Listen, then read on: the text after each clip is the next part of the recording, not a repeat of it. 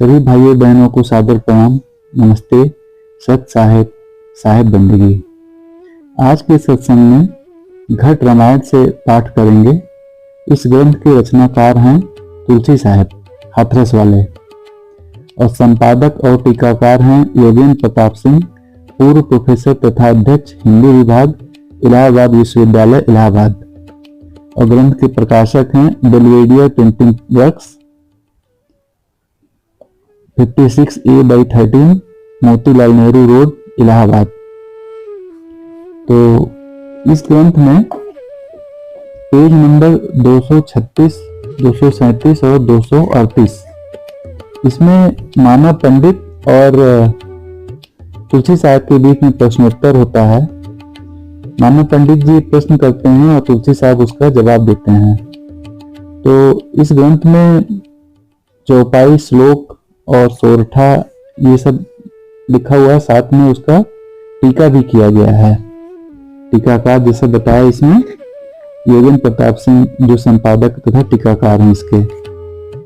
तो मानव पंडित जी क्या प्रश्न करते हैं और तो उसका जवाब क्या तुलसी साहब देते हैं वो शुरू करते हैं पेज नंबर 236 पे।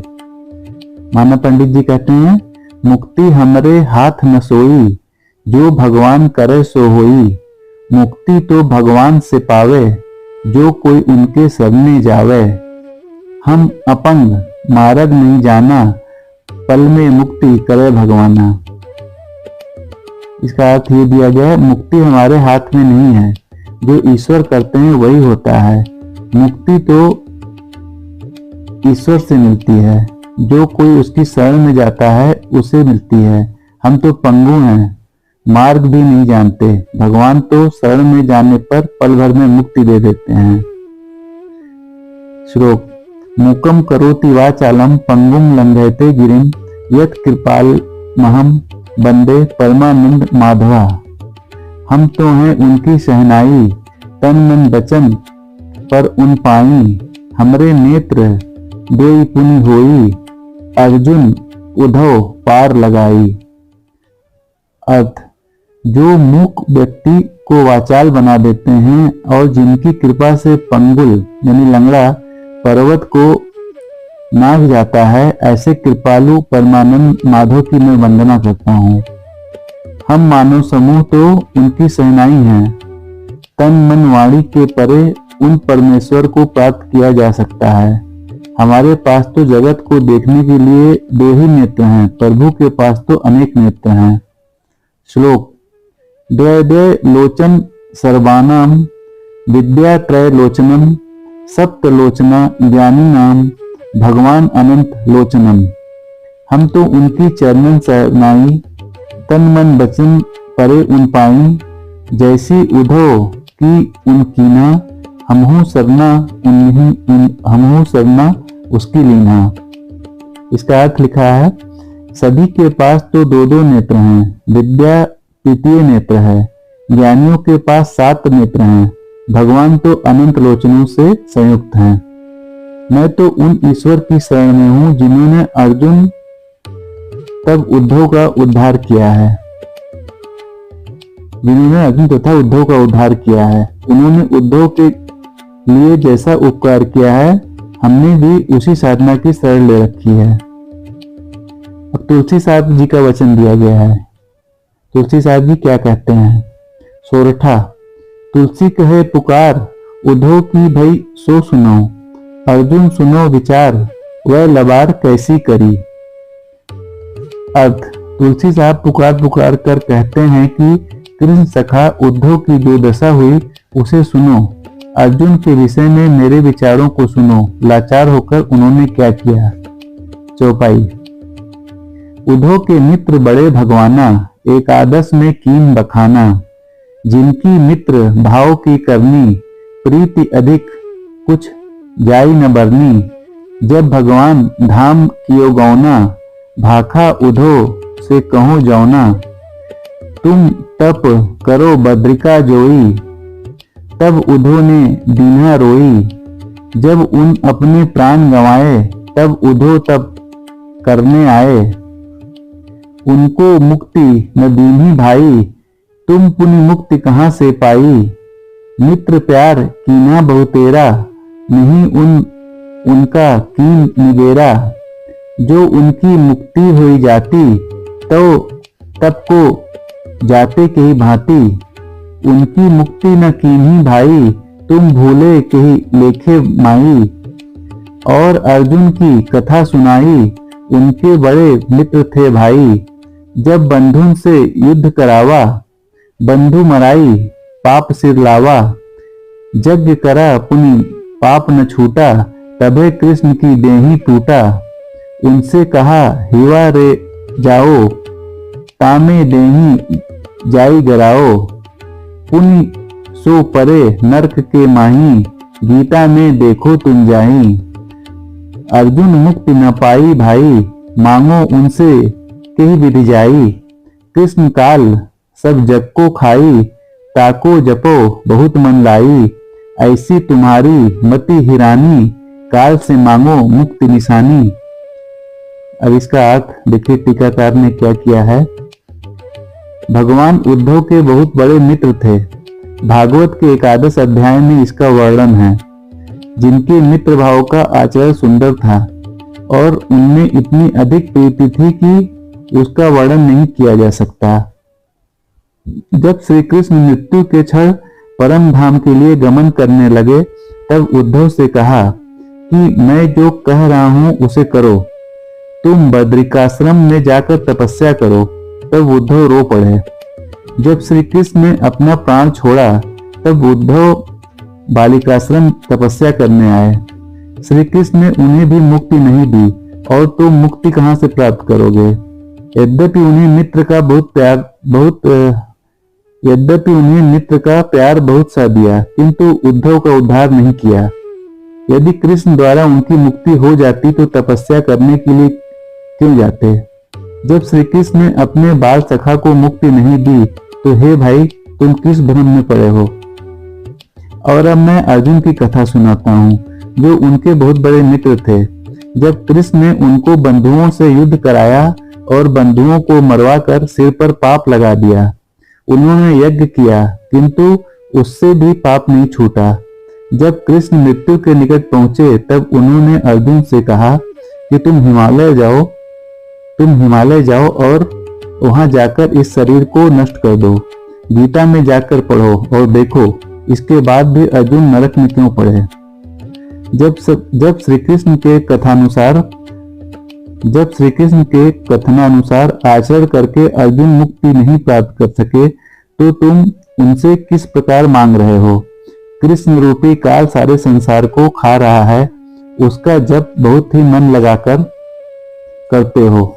इस प्रकार सोचने से जैसे तुम्हारी मति खो उठी है और तुम काल कृष्ण से मुक्ति मांग रहे हो। दोहा। सुनि पंडित मन में गुनो, तुलसी कहत प्रमाण। ये तो दर से यही विधि, गीता करत बखान। अर्थ। इसे सुनकर पंडित ने मन में विचार किया कि तुलसी साहब अपनी बात सब प्रमाण कह रहे हैं। गीता में भी यही कहा गया है, और श्री कृष्ण तो इस प्रकार प्रतिकूल रूप में दिखाई पड़ रहे हैं। फिर माना पंडित ने फिर जो कह रहे हैं वो चौपाई में दिया गया। तब माना बोले कर जोरे, ये तो फुरी आई मन मोरे। उद्धव एकादश में गाए, गीता में अर्जुन समझाए। मुक्ति न भई तबे तब कीन्हा, यही विधि से मुहि भयो यकीना। माना पंडित बिनती लाई, एक संशय मोरे मन आई। भागवत सुने मुक्ति हुई जाई, अस साख सनातन गाई। सो तुलसी मोहि समझ सुनाओ, या कि समझ बूझ समझाओ। इसका अर्थ टीकाकार ने लिखा है। इसे सुनकर माना पंडित हाथ जोड़कर बोले, आपकी ये बातें सत्य है, मेरी समझ में आ गया। एकादश अध्याय में उन्होंने ऐसा कहा है और गीता में अर्जुन को भी यही समझाया है। मुक्ति नहीं मिली, इसीलिए उद्धव ने तपस्या की। इस प्रकार मुझे विश्वास हो गया। माना पंडित विनती करते हुए बोले कि एक और संदेह मेरे मन में उत्पन्न हुआ है कि भगवत सुनते ही मुक्ति हो जाती है। भागवत सुनते ही मुक्ति हो जाती है, ऐसा प्रमाण परंपरा में बताया गया है। इसलिए हे तुलसी साहब, यह प्रश्न आप समझ कर सुनाएं और इसे खूब सोच विचार कर समझाएं। उत्तर तुलसी साहब। चौपाई। सुनो माना बर्तंत बताऊं, भागवत विधि सब राखी सुनाऊं। पहले पंडित जन्म बिताना, भागवत मति बिन मुक्ति न जाना। सुनते सुनते करत बखाना, मुए भूत का किया विधाना। पुण्य घट साध बनायो साजा, तबहु न भयो मुक्ति को काजा। क्रिया करके पिंड मनाई, तबहु न उन मुक्ति को पाई। गंगा माही उड़ाई छारा, तबहु न भया जीव निर्वारा। 10वां करके मूछ मुड़ावा, तबहु न मुक्ति गति को पावा। ब्राह्मण भोजन पंच खवाए, मुक्ति बाट तबहु नहीं पाए। गया जाई के पिंड संवारा, तऊ न पाया मुक्ति द्वारा। मास पाक 6 मासी बरसी, मुक्ति न भयु खानी गति परसी। ये सब झूठ मुक्ति की आशा, मुक्ति रहे संतन के पासा। इतनी मुक्ति जुक्ति बतलावे, तबहु न प्राणी मुक्ति पावे। अस विधि कहे भागवत भाई, मुक्ति बताई न भूत बनाई। और अनेकन जतन करावे, भव में जाई मुक्ति नहीं पावे। अस भाखा झूठ पसारा, मुक्ति न होई उबारा। इसका अनुवाद देखिए टीकाकार ने क्या लिखा है। हे माना पंडित सुने, भागवत विधि का संपूर्ण साक्ष्य मैं सुनाता हूँ। पहले पंडित यह कहा करते थे कि भागवत ज्ञान से किसकी मुक्ति नहीं होती। इसे सुनते सुनते ही सारा जन्म बीत गया। और यहाँ भागवत पुराण में मृत के भूत होने का विधान किया गया है। क्रिया कर्म करके पिंड बनाया गया, तब भी उन्होंने मुक्ति नहीं प्राप्त की। पुनः घड़े को सजाकर उसकी स्थापना की गई, तब भी मुक्ति का कार्य नहीं हुआ। गंगा के अंतर्गत उस मृत की राखें फेंकी गईं, तब भी जीव का कोई निराकरण नहीं हुआ। 10वां में बाल बनाकर मूछ मुड़ा ली, फिर भी मुक्ति की गति नहीं प्राप्त की। 5 ब्राह्मणों को भोजन कराया, तब भी मुक्ति का मार्ग नहीं प्राप्त किया। गया में जाकर मृत पिंड बनाकर श्राद्ध किया, तब भी मुक्ति का द्वार नहीं दिखाई पड़ा। मास पक्ष त्रैमास एवं वर्षों में क्रिया कर्म करने के बाद भी मुक्ति नहीं मिली और भवसागर से ही जुड़े रहे। ये सभी मुक्ति की आशाएं झूठी हैं। मुक्ति तो संतों के पास रहती है। ये संतगण मुक्ति की इतनी युक्तियां बतलाते हैं, फिर भी प्राणी मुक्ति नहीं प्राप्त करते। भागवत पुराण में तो ऐसी स्थिति है कि बताते मुक्ति की बात है और बनाते भूत हैं। इसी के साथ वे अन्य यत्न कराते हैं कि व्यक्ति भवसागर में जाता है, मुक्ति नहीं मिलती। इससे ऐसी झूठी बातों का प्रसार है कि न मुक्ति मिलती है और न माया से छुटकारा। अब ये पृष्ठ नंबर 239 पे दिया गया है। तो अभी हमने जो पाठ किया तुलसी साहब के घट रामायण से, पृष्ठ नंबर 236, 37, 238 और 239 पे है। तो अभी सत्संग को अभी यहीं पे रोकते हैं, वाणी को विराम देते हैं। सभी साधकों को सत साहेब बंदगी प्रणाम, नमस्ते।